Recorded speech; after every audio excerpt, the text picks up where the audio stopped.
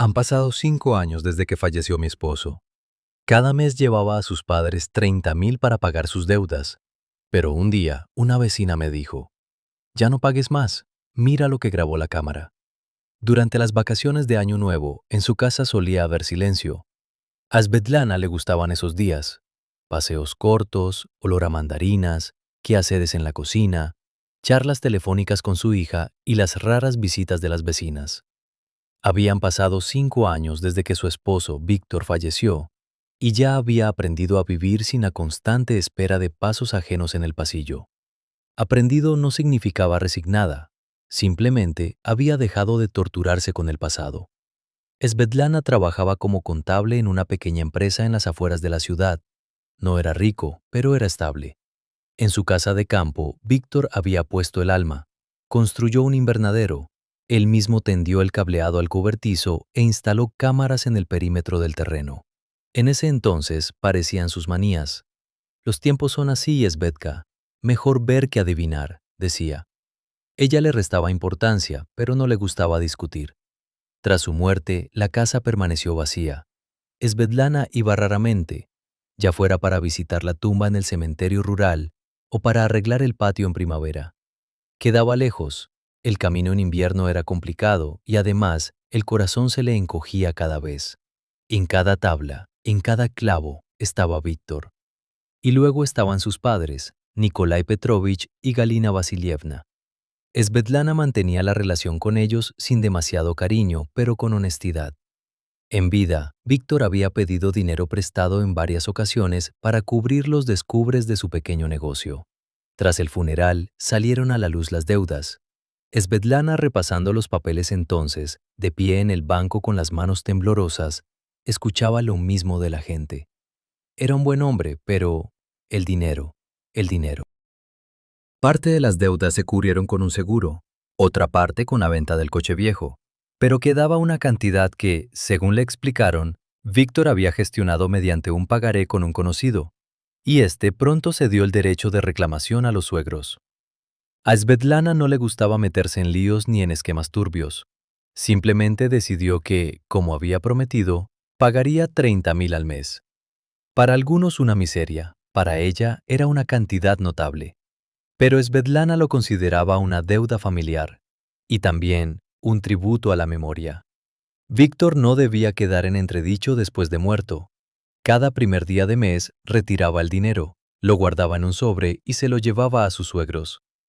Galina Vasilievna recibía el sobre con la expresión de alguien a quien todos le deben algo por defecto.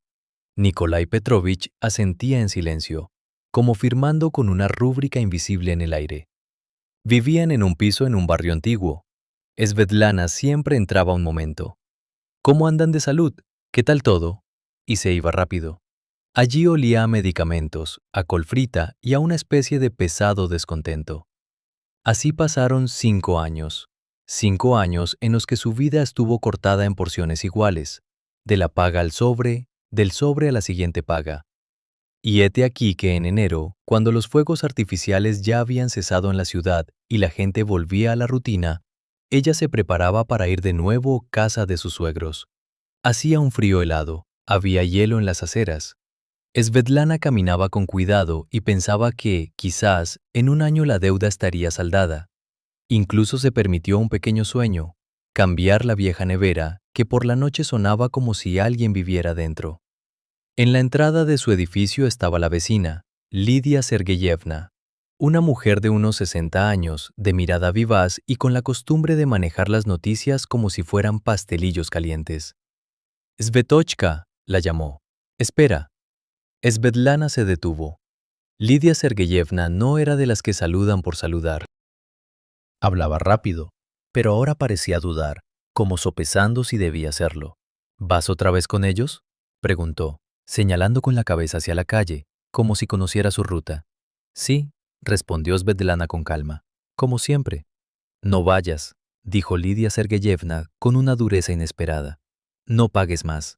Svetlana incluso sonrió, con cansancio. «Lidia Sergeyevna, ¿cómo dice eso? Es una deuda». La vecina se acercó más y bajó la voz. «Eres una mujer inteligente, Sveta. No me entrometí en 5 años, aunque vi muchas cosas. Pensé que te darías cuenta sola, pero hoy no puedo callar. Mira la grabación de la cámara. Svetlana frunció el ceño. ¿De qué cámara? De la tuya, susurró Lidia Sergeyevna. De la casa de campo, la que instaló Víctor. Svetlana sintió un escalofrío en el pecho. Se había olvidado de las cámaras. El servidor estaba en el trastero y ella casi no miraba allí. Víctor le había dicho la contraseña una vez, pero no la recordaba. Lidia Sergeyevna debe de confundirse. No me confundo nada, la interrumpió la vecina. Hace 2 semanas, un técnico estaba configurando Internet en nuestro portal. Charlamos y me dijo, aquí tienen una cámara que se conecta al router general, pero la señal es débil. Al principio no entendí, pero luego recordé que Víctor había instalado el sistema y se podía ver a través de una aplicación. Él me ayudó a configurar el teléfono entonces, ¿recuerdas? Me instaló el programa por si acaso, para que pudiera vigilar la casa si pasaba algo. Yo lo había olvidado, pero cuando miré para comprobarlo, lo vi. ¿Qué vio?, preguntó Svetlana lentamente. Lidia Sergeyevna suspiró, como si le doliera pronunciar las palabras. Hay gente viviendo allí, Sveta, en tu casa, desde hace tiempo. Y no solo viven, campan por sus respetos. Vaciló. Y tu dinero no va a donde crees, créeme. Svetlana sintió que las piernas le flaqueaban. Se apoyó con la mano en la barandilla de la entrada. Eso es imposible, susurró. La casa está cerrada, las llaves las tengo yo. Míralo, repitió la vecina. No soy tu enemiga. Si quieres, ahora mismo subimos a mi casa y te lo enseño. Lo tengo todo guardado en el móvil. No lo borré a propósito, pensando que quizás me equivocaba. Pero ahí está todo claro. Svetlana se quedó petrificada. 1000 pensamientos cruzaron su mente. Tal vez Lidia Sergeyevna lo había entendido mal. Tal vez eran grabaciones antiguas. Tal vez la cámara fallaba. Pero una voz interior, que rara vez se equivocaba, le susurró. Te están engañando, Sveta. No estás pagando por lo que crees. Asintió en silencio. En el piso de Lidia Sergeyevna hacía calor. En el alféizar había geranios y sobre la mesa tazas y galletas. La vecina cogió el móvil, buscó durante un rato. Mira, dijo, y giró la pantalla. Svetlana vio el patio familiar, su parcela, la valla, la cancela, la nieve, huellas. La cámara mostraba la puerta de entrada. En la imagen apareció un hombre con un plumífero, Nikolai Petrovich. Abrió la puerta con su propia llave y entró. Un minuto después pasó Galina Vasilievna con bolsas, y luego una mujer joven a la que Svetlana no reconoció al principio. La mujer llevaba más bolsas y reía. ¿Quién es esa?, preguntó Svetlana, sintiendo cómo la sangre le golpeaba las sienes. No lo sé, dijo Lidia Sergeyevna en voz baja, pero oí su voz. Llamaba a Galina Vasilievna mamá, ¿entiendes? Svetlana tragó saliva. Eso podría ser... No pudo terminar. Lidia Sergeyevna puso otro fragmento.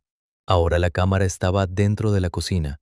Svetlana reconoció la mesa, los armarios, incluso las cortinas, las que ella misma había elegido. Pero las cortinas eran otras. En la mesa había vajilla de fiesta y alguien discutía acaloradamente sobre dinero. La voz de Galina Vasilievna se oía con claridad. ¿Y qué? ¿Qué se cree?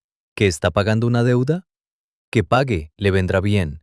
Y nosotros al menos pondremos la casa en orden. Demasiado tiempo estuvo vacía. La voz masculina de Nikolai Petrovich. Lo principal es que no se le ocurra venir.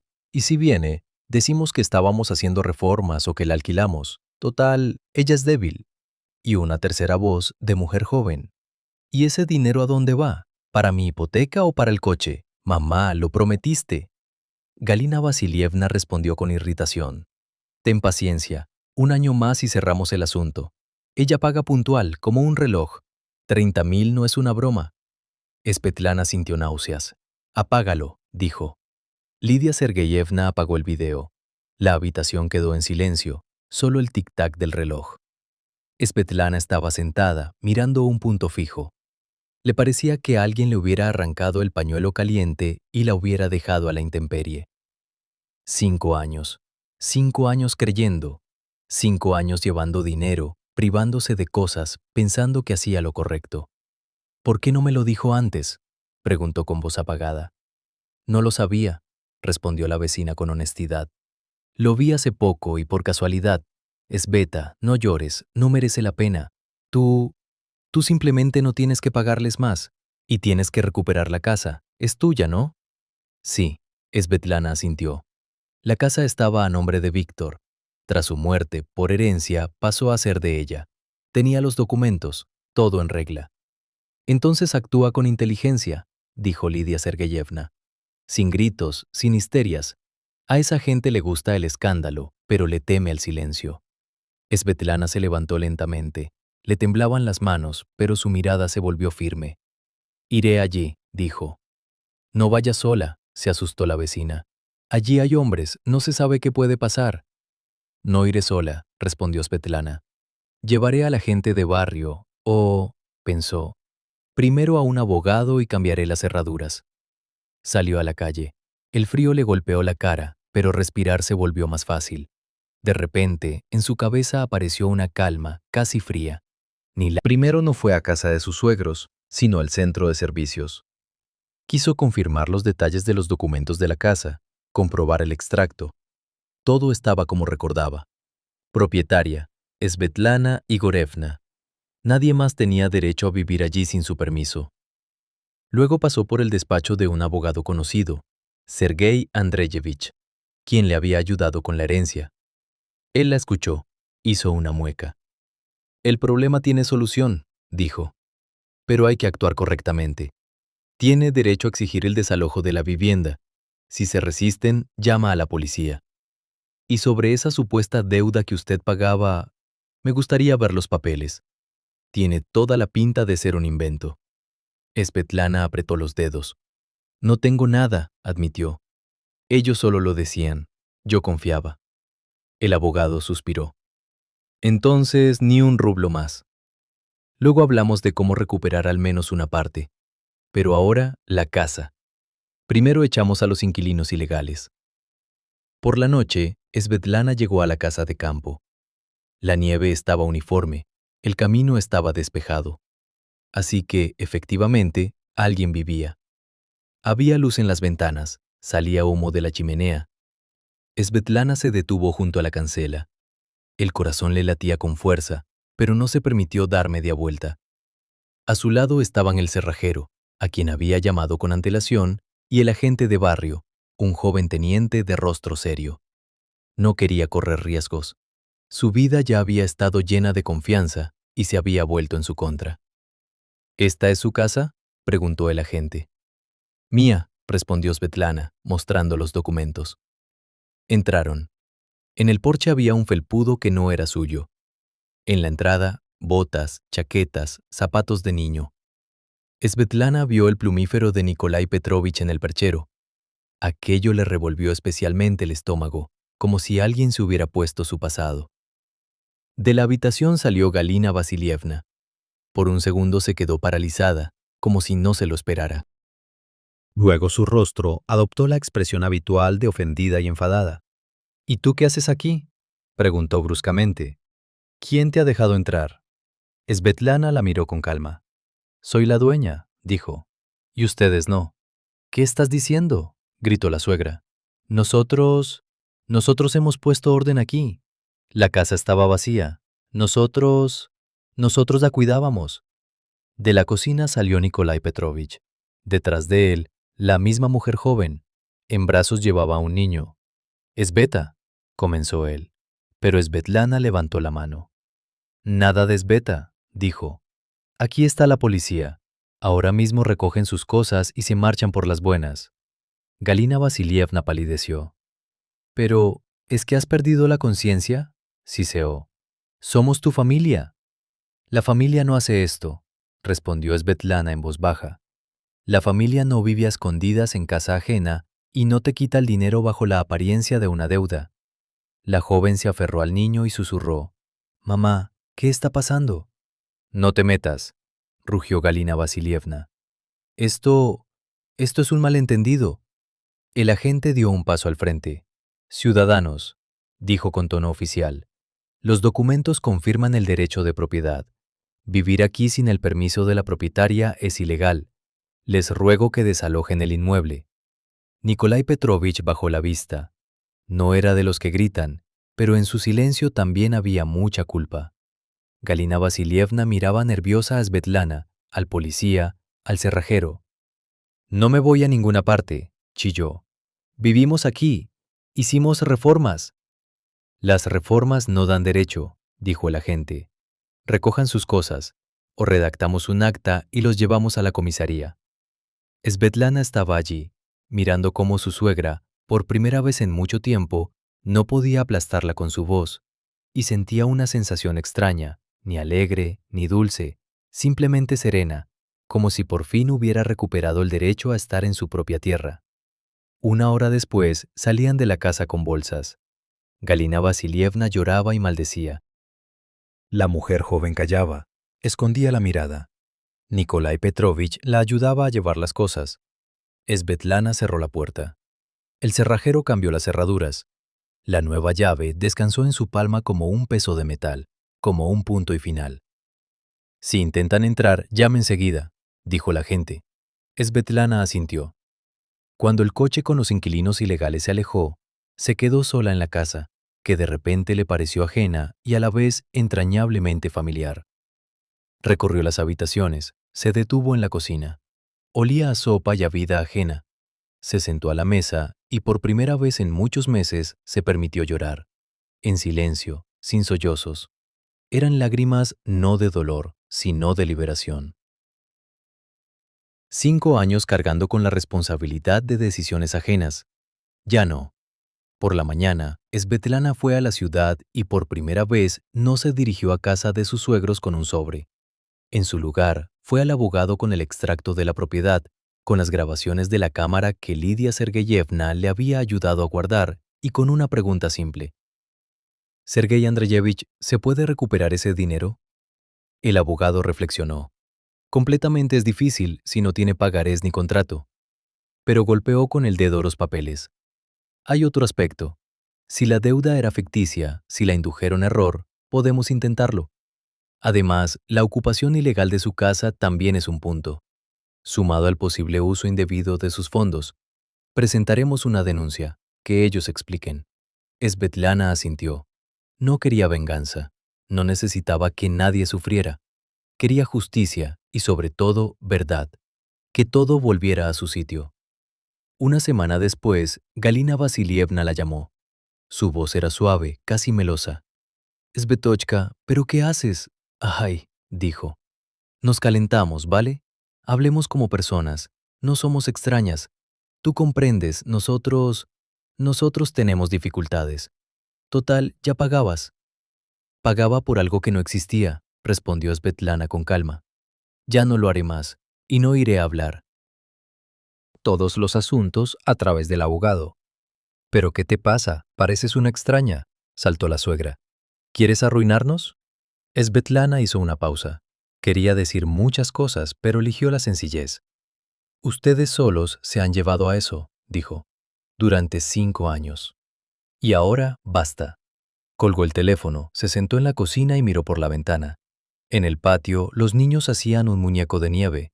La nieve caía silenciosamente. El mundo seguía su curso. Un mes después, el tribunal declaró ilegal la ocupación de la casa por parte de los suegros. No se pudo recuperar todo el dinero, pero sí se pudo demostrar que la deuda no estaba documentada y que no podía ser reclamada. Eso significaba que, al menos, Svetlana no estaba obligada a dar ni un rublo más, y eso era importante. Pero más importante aún era otra cosa. En primavera fue a la casa y por primera vez en muchos años no sintió ese peso. Abrió las ventanas, ventiló las habitaciones, fregó el suelo, como borrando huellas ajenas, plantó flores junto al porche, y de pie en el jardín, de repente comprendió con claridad. La casa volvía a pertenecerle, no solo sobre el papel, sino también en su corazón. Lidia Sergeyevna vino a visitarla, como de costumbre, con noticias y una sonrisa. «¿Y bien?», preguntó. «¿Más aliviada?» Svetlana sonrió, por primera vez de verdad. Más aliviada, dijo. «¿Sabe? Siempre pensé que ser buena significaba aguantar, y resulta que ser buena significa no dejarse pisotear». Lidia Sergeyevna asintió. «Eso es la bondad adulta», dijo. sin gritos, pero con límites. Svetlana miró la casa, el manzano que Víctor había plantado con sus propias manos, y dijo para sus adentros, en voz baja, gracias, no a él, sino a mí misma, por no haber pasado de largo ante mi propia vida, por fin.